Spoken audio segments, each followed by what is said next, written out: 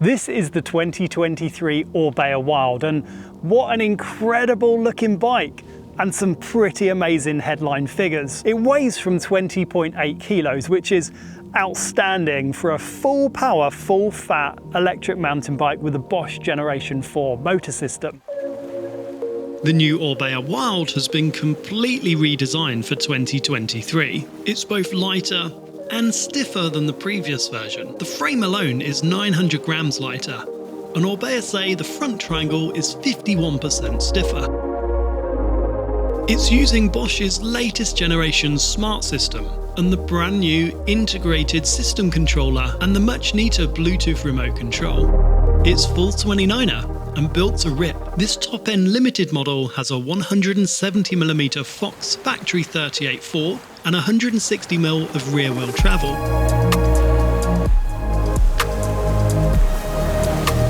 Its revised geometry includes a slacker head angle with longer reach and shorter chainstays. Orbea have also revised the weight distribution. The non-removable battery is sunk low into the frame. The bike I'm riding is spec'd with the incredibly punchy Bosch Race Motor, and they can be spec'd with either a 625 battery for ultra low weight or a 750 watt-hour battery for longer range. The new carbon frame has much sharper styling, with clean lines and slim tubes, and it creates a really slick design. Orbea are releasing a lot of models in the range, from aluminium to carbon, and prices start at $5,299. The model I'm riding is the top-end M-Limited model, and it's priced at £10,999. I visited Orbea's home in Malabia in the Basque Country.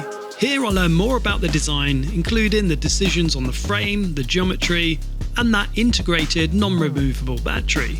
Now, there are several benefits to having a fixed internal battery. Number one, to keep the weight down as low as possible, removes noises, keys and other things that are associated with removable batteries. Now, Orbea claim that it's actually 51% stiffer than if it had a big cutout for a battery at the bottom. And they've tested it. They actually made quite a few prototypes, one with removable battery and one without. So they went with this option for the lighter weight and the stiffer frame. So you can't remove this battery to charge it, it's going to be charged on the bike itself. But according to Orbea, the benefits of the lighter weight and the stiffer frame are well worth it. Orbea have an in-house paint shop, and like all their models, allow literally hundreds of different colour combinations through their Myo customization page on their website. There's a ton of options here, not only paint, but longer forks, droppers, lights, different rise bars and burlier tyres. It's much better doing it this way, because there's no need to get a bike and then start changing out parts. It can be spec'd your way right from the factory. It was cool to not only see different colours of this model, but also the different paint finishes and effects, and some of them just pop in the right light. The new frame has lots of well thought out details, including the ability to fit long droppers and completely slam the post. The ability to spec a model with a race motor tells me that Orbea are looking to build a bike that will compete at the highest level. The integration of this is the finest example of any Bosch bike that I've seen so far. The level of frame refinement and electrical integration is superb. It's minimalist, clean and clutter-free.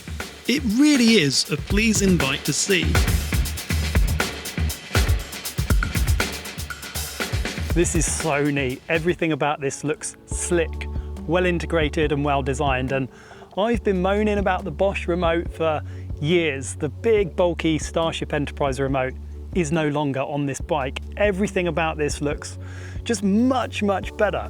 Really clean on the bars, but first of all it's got the new system remote from Bosch. So it's an integrated top tube display which has got things like the battery level in 10% increments you can see on here. You can even change the modes on here, so just press it to go up a mode and long press to go down a mode, turn it on and off on there. It's got the battery levels in 10% increments, but you can also control it from the mini remote just here as well. There's no wires on this at all, it's completely Bluetooth. You can even run it without a mini remote, but it makes everything about this look and feel, I think, more premium, better integrated, better thought out. And this remote, tactile, can hear the clicks. It's got a rubberized part around the remote. It's these bits of detail that I think really matter. When you're charging along on the trail, you don't want to be thinking about looking down and changing modes. You just want to do it without thinking. And this offers that. With gloves on, it's tactile, it's easy to press, don't have to look down, and you've got the visual mode on the top tube just on here. So not only that, the bars are really clean and well integrated. Cables go through the headset, which means when it's time to change this bearing, which should be in about 18 months to 24 months, it's going to be a little bit more difficult, but Orbea have put an Enduro Max bearing in there, so you're going to get the longest life possible from that bearing. I really like the integrated look. I don't mind so much the cables that go through here. It's a bit more of a faff when you want to do some servicing, but aesthetically it just completes the look. It looks so clean and well integrated. I love the design of this. So let's get on the bike and hit some trails. I'm riding near the home of Orbea on some super steep techie descents and some insane climbs.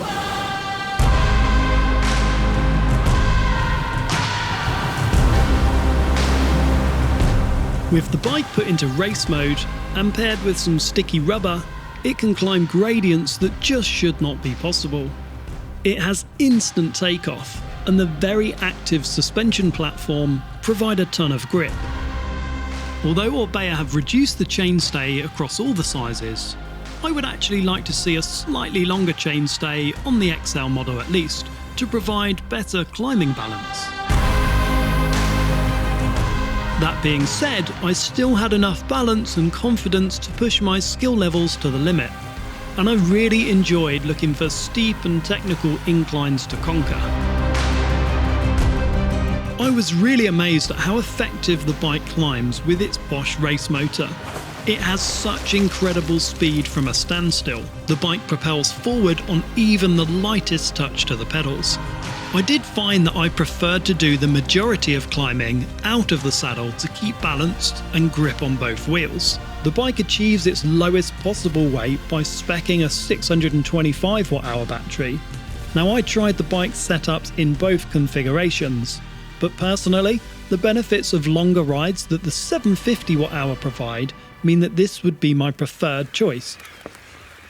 So the bike has got the new Bosch Race Motor, which is basically brand new for 2023. And the thing with this motor is, first of all, visually it looks a bit different with the grey, the kind of gunmetal that we've got on here. It's a little bit lighter, not massive, 150 grams lighter, but it is so punchy in the race mode. It means that you can climb ridiculous things from a standstill. You hardly need any rider torque or pressure through the pedals, and it just launches you forward with all of the available power the motor has got from very little pedal input. And it's also got a 2-meter overrun, which is pretty crazy. So when you stop pedaling, the motor will continue to propel you forward for 2 meters. Now, they don't all have this race motor. This is the top Spec Edition, and Orbea say they've built this to basically win EWS e-racing. And for me, like when I've been riding it, this motor is such a decent advantage in the technical climbs and kind of using it to its advantage, boosting into corners, that I can see that this is just going to be such a great contender next year in the EWSE. As good as the race motor is, it's definitely not something that will give a benefit everywhere. And I'd definitely be happy with this bike that doesn't have the race motor. The race motor does give small advantages in some areas, but the race mode isn't something that I'd be using a lot. I'd say it has some niche use cases, and for at least 90% of my riding, I'd more likely be in one of the different modes. But arguably more important than anything else is, how does a bike handle going down?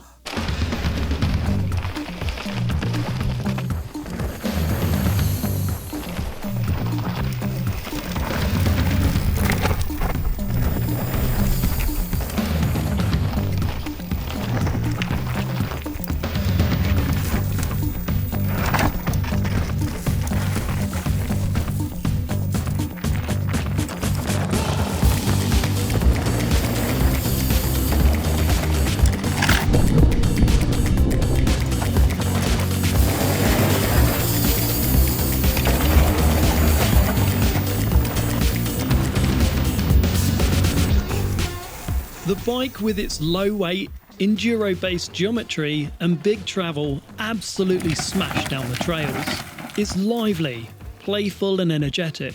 It's happy to smash down steep technical trails and full-on enduro runs, with enough reserves on tap to keep it calm and collected. The suspension tune felt quite soft on the initial stroke.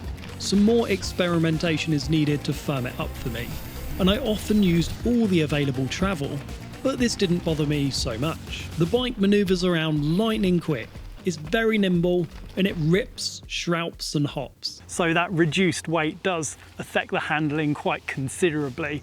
I found that you can get into corners quicker, exit corners quicker, pull up the front, bunny hop, move it around and just get a more agile and playful feeling on the trails compared to something that's 24, 25 or even higher. Some e-bikes are coming out at 26 kilos. So this at 21 and a bit makes a considerable difference of the feeling of the bike. I would say that this feels a bit more like a long travel trail build rather than a burly, more sluggish enduro rig, even though it's fully capable for big enduro rides with the 170 fork and the 160 of rear wheel travel. Orbea have created a beautiful bike. It's well designed and well engineered. Integration is tight. It backs the latest generation of everything. It's refreshing to ride a bike that's not actually that much heavier than some superlights, but it blows them away in terms of outright power and grunt from the motor. It's agile, fast and fun, and it's going to be an absolute weapon for enduro riders in 2023.